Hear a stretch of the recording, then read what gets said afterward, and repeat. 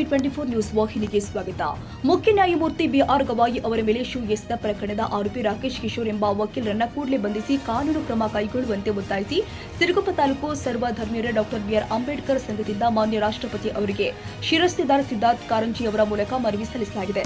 ಸಂಘದ ಗೌರವಾಧ್ಯಕ್ಷ ಬಿಎಂ ಸತೀಶ್ ಮಾತನಾಡಿ, ದೇಶದ ಪರಮೋಚ್ಚ ನ್ಯಾಯಾಲಯದಲ್ಲಿ ನ್ಯಾಯವಾದಿಯಾಗಿ ಕೆಲಸ ಮಾಡ್ತಾ ಇರುವ ರಾಕೇಶ್ ಕಿಶೋರ್ ಸರ್ವೋಚ್ಚ ನ್ಯಾಯಾಧೀಶರ ಮೇಲೆ ಮಾಡಿರುವ ಅಪಮಾನ ಇಡೀ ದೇಶಕ್ಕೆ ಮಾಡಿದ ಅಪಮಾನವಾಗಿದೆ ಎಂದು ತಿಳಿಸಿದರು.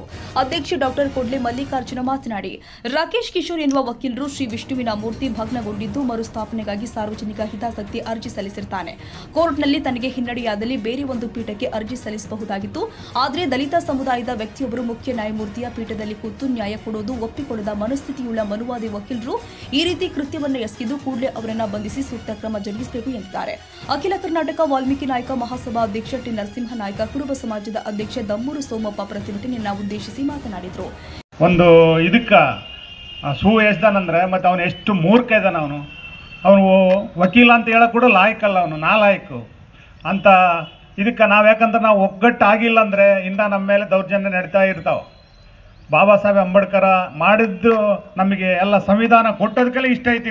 ಇನ್ನು ತಿಳಿದು ನಮಗೆ ಭಾಳ ಹೀನವಾಗಿ ನಡ್ಸ್ಕೊಂತಿದಾರ. ಅವ್ರ ಮನೆ ಚಾಕ್ರಿ ಮಾಡೋಕೆ ಅವ್ರಿಗೆಲ್ಲ ಏನು ಗುಡಿಗಾಗಲಿ ಯಾವುದಕ್ಕನ್ನಾಗಲಿ ಮಾಡೋಕೆ ನಾವು ಬೇಕು, ನಮಗೆ ಮಾತ್ರ ಕೆಳಗಿರ್ಬೇಕು, ಅವ್ರ ಮೇಲೆ ಇರಬೇಕು. ಎಷ್ಟು ಮನಸ್ಥಿತಿ ಅವ್ರದ್ದು.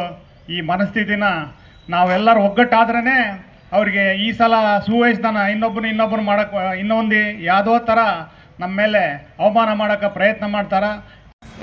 ಆ ಥರ ಆ ಮೂಮೆಂಟ್ನಲ್ಲೇ ಹೋಗಿರೋದು ಇವನು. ಗೂಡ್ಸೆ ಯಾವ ಥರ ಅವನ್ನ ಕೊಲ್ಲೇಬೇಕು ಈ ದೇಶದಲ್ಲೇ ನಂದೊಂದು ಹೆಸರು ಬರ್ತದೆ. ಇಡೀ ಹಿಂದುತ್ವ ಇರ್ತಕ್ಕಂಥ RSS ಬಜರಂಗ ಎಲ್ಲರೂ ನನ್ನ ಹೀರೋ ಮಾಡಿಬಿಡ್ತಾರೆ ಅಂತಲೇ ಹೋಗಿರೋದು ಇವನು.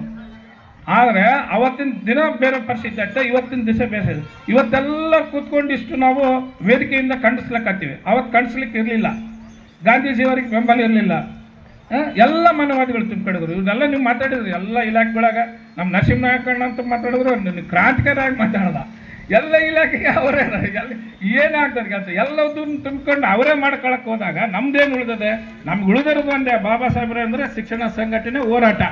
ಇವು ಶಿಕ್ಷಕರಾಗಬೇಕು ಮತ್ತು ಈ ಥರ ಸಂಘಟನೆಕರಾಗಬೇಕು, ಹಕ್ಕುಗಳಿಗಾಗಿ ಹೋರಾಟ ಮಾಡಬೇಕು. ಇವು ಮೂರೇ ಉಳಿದ್ರು ನಮಗೆ. ಎಲ್ಲದೂ ಮಾಡಿ ತಾನು ಸುಪ್ರೀಂ ಕೋರ್ಟ್ ವಕೀಲನಾಗಿ ಈ ಒಂದು ಪ್ರಾಕ್ಟೀಸ್ ಮಾಡ್ತಾರೆ. ಅಲ್ಲಿ ಪರಮೋಚ್ಚ ನ್ಯಾಯಾಲಯದಲ್ಲಿ ಪ್ರಾಕ್ಟೀಸ್ ಮಾಡ್ತಕ್ಕಂಥ ಒಬ್ಬ ವ್ಯಕ್ತಿ ರಾಕೇಶ್ ಕಿಶೋರ್. ಅವನೇನು ಸಾಮಾನ್ಯ ಮನುಷ್ಯನಲ್ಲ, ಅನಾಗರಿಕನಲ್ಲ, ವಿಚಾರವಂತನಲ್ಲಪ್ಪ ಅಂತ ಅನ್ಕೊಳ್ಳೋಕ್ಕೆ ಸಾಧ್ಯನೇ ಇಲ್ಲ. ಅವನಲ್ಲಿ ಏನಾಗಿದೆ ಅಂತಂದರೆ ಅವನಿರ್ತಕ್ಕಂಥ ಮಾನಸಿಕ ಒಂದು ಖಿನ್ನತೆ ಅವನಿಗೆ ಈ ರೀತಿ ಮಾಡಲಿಕ್ಕೆ ಪ್ರೇರೇಪಣೆ ಮಾಡೋಗಿದೆ ಅಂತ ನಾನು ಭಾವಿಸ್ತಾ ಇದ್ದೀನಿ. ಯಾಕಂತಂದರೆ ಈ ಒಂದು ನಮ್ಮ ಸಾರ್ವಜನಿಕ ಹಿತಾಸಕ್ತಿಗಳನ್ನು ನಾವು ಇವತ್ತು ಹುಡ್ತೀವಿ. ಎಲ್ಲ ಹೈಕೋರ್ಟ್ನಲ್ಲಾಗಲಿ ದೇಶದ ಪರಮೋಚ್ಚ ನ್ಯಾಯಾಲಯದಲ್ಲಾಗಲಿ ಅದು ಸಾರ್ವಜನಿಕರಿಗೆ ಹಿತವಾಗಿರ್ತಕ್ಕಂಥ ವಿಚಾರಗಳನ್ನು ಮಾತ್ರ ನಾವು ಕ್ವಶನ್ ಮಾಡ್ತಕ್ಕಂಥ ಒಂದು ಅದು PIL ಅಂತ ಕರೀತಾರೆ. ಆದರೆ ಈ ಒಂದು ರಾಕೇಶ್ ಕಿಶೋರ್ ತಗೊಂಡಂಥ ವಿಚಾರ ಭಾಳ ಕ್ಷುಲ್ಲಕವಾದಂಥ ವಿಚಾರ. ಇದು ನಮಗೆ ಈ ಸ್ವತಂತ್ರದಲ್ಲಿ ಇರ್ತಕ್ಕಂಥ ಭಾರತಕ್ಕೆ ಬೇಕಾಗಿರ್ತಕ್ಕಂಥ ವಿಚಾರನೇ ಅಲ್ಲ.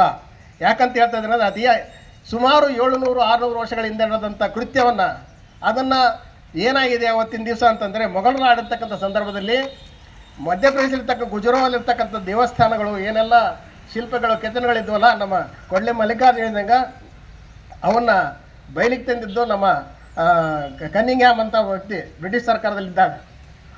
ಆ ಒಂದು ವಿಚಾರದಲ್ಲಿ ಆವತ್ತಿನ ದಿವಸ ಏನಾಗಿತ್ತು ನಮಗೆ ಗೊತ್ತಿಲ್ಲ. ಅಲ್ಲಿರ್ತಕ್ಕಂಥ ವಿಷ್ಣು ಮೂರ್ತಿಯನ್ನು ಭಗ್ನಗೊಳಿಸಿದ್ದಾರೆ ಅಂತ ಆ ಒಂದು ವಿಚಾರನ ಎತ್ತಿ ಇದು ಸಾರ್ವಜನಿಕ ಹಿತಾಸಕ್ತಿ ಐತೆ, ಇದನ್ನು ನೀವು ತಗೊಳ್ಬೇಕು, ಪರಿಗಣಿಸಬೇಕು, ಮತ್ತೆ ಒಂದು ಹೊಸದಾಗಿ ಮೂರ್ತಿ ಕಟ್ಟಿಸ್ಲಿಕ್ಕೆ ನೀವು ಸರ್ಕಾರಕ್ಕೆ ಆದೇಶ ಕೊಡಬೇಕಂತೇಳಿ ಆ ಒಂದು ಸಾರ್ವಜನಿಕ ಹಿತಾಸಕ್ತಿಯನ್ನು ಹೂಡಿರ್ತಾರೆ ರಾಕೇಶ್ ಕಿಶೋರ್. ಇದೇ ವೇಳೆ ವಿವಿಧ ಸಮಾಜದ ಸಂಘಟನೆಗಳ ಪದಾಧಿಕಾರಿಗಳು, ಮುಖಂಡರು ಆದ N Karivasappa, K Nagappa, Dargappa, B Sannaramaiah, Shivashankara, Husenappa, Galippa, H Ganesh ಸೇರಿ ಮತ್ತಿತರರು ಹಾಜರಿದ್ದರು. Honnarappa, Siruguppa, TV 24 news.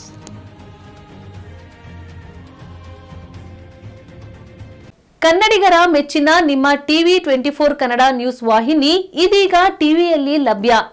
ಕರ್ನಾಟಕ ಮತ್ತು ದೇಶ ವಿದೇಶದ 360 ಡಿಗ್ರಿ ಸುದ್ದಿ ಹಾಗೂ ಉತ್ತರ ಕರ್ನಾಟಕ, ಬೆಳಗಾವಿ, ಬಾಗಲಕೋಟೆ, ಧಾರವಾಡ, ಹಾವೇರಿ, ಗದಗ, ಬಿಜಾಪುರ ಜಿಲ್ಲೆಯ ಕ್ಷಣ ಕ್ಷಣದ ವಿವರವನ್ನ ಪಡೆಯುವುದಕ್ಕೆ ಟಿವಿ 24 ಕನ್ನಡ ನ್ಯೂಸ್ ವಾಹಿನಿಯನ್ನ ಲೈಕ್ ಮಾಡಿ, ವಿಡಿಯೋಗಳನ್ನ ಶೇರ್ ಮಾಡಿ, ಕಮೆಂಟ್ ಮಾಡುವ ಮೂಲಕ ನಮ್ಮ ವಾಹಿನಿಗೆ ಸಹಕಾರ ನೀಡಿ ಮತ್ತು ಚಾನೆಲ್ ಅನ್ನ ಸಬ್ಸ್ಕ್ರೈಬ್ ಮಾಡಿ. Thank you.